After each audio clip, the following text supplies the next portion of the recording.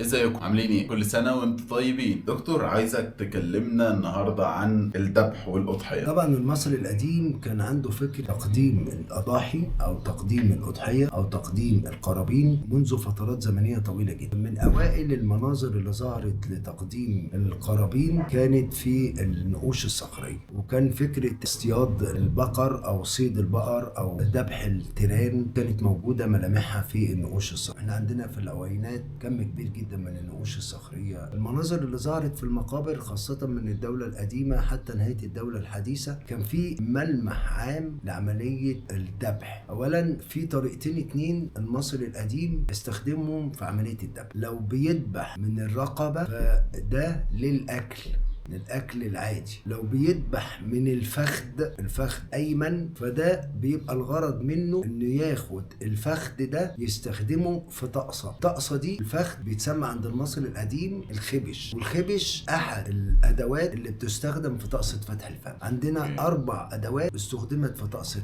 فتح الفم. اول حاجه اداه الصاع اللي هي العصايه المعكوفه شويه دي اللي استخدمتها إيزيس في فتح تابوت أوزوريس، ثم الستب اللي هي الاداه المعكوفه اللي بتنتهي بنهاية حد أو معدنية أو فلنت، ودي بتستخدم كأداة مشهورة جدا في عملية فتح الفم، حتى موجودة في اسم رمسيس الثاني وسر مع رأس ستب إنرا. الأداة الثالثة اللي هي المحرات الخشب، لأنه بيستخدم في فتح الأرض أو في عملية إحياء الأرض، فهو برضو بيستخدم في طقسة فتح الفم. نيجي بقى للخبش، بيذبحوا الطور من الفخذ وبيفصلوا الفخذة. ليه بقى بيذبحوا الطور من الفخذة؟ لأن الفخذة فيها عرق متصل مباشرة بالقلب وبالمخ، فده اللي هو بيسموه عرق الروح، عشان كده بيبقى الفريسة أسهل إن هي تموت بسرعة. ثم بيفصلوا الرقبة، والرقبة بتتاخد تتحط عادي جدا زي ما هي على موائد القرابين. نيجي للسكينة اللي بتستخدم في عملية الذبح. زي ما احنا كده عندنا الجزار عنده أنواع معينة من السكاكين، بيستخدم سكينة للذبح ويستخدم سكينة للتشفية اسمها البروة، وبيستخدم سكينة للتقطيع، وبيستخدم ساطور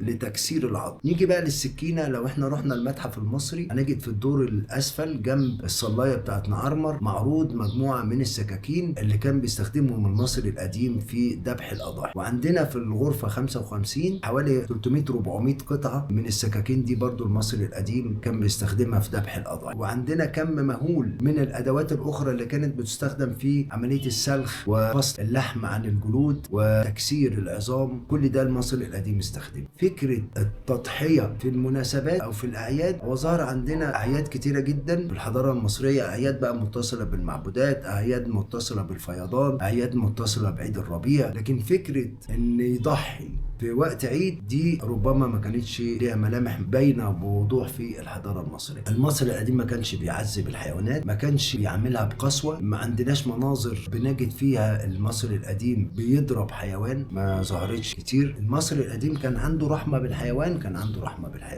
زي ما موجود في الشرائع السماوية وفي الدين الإسلامي. اوكي، شكرا يا دكتور.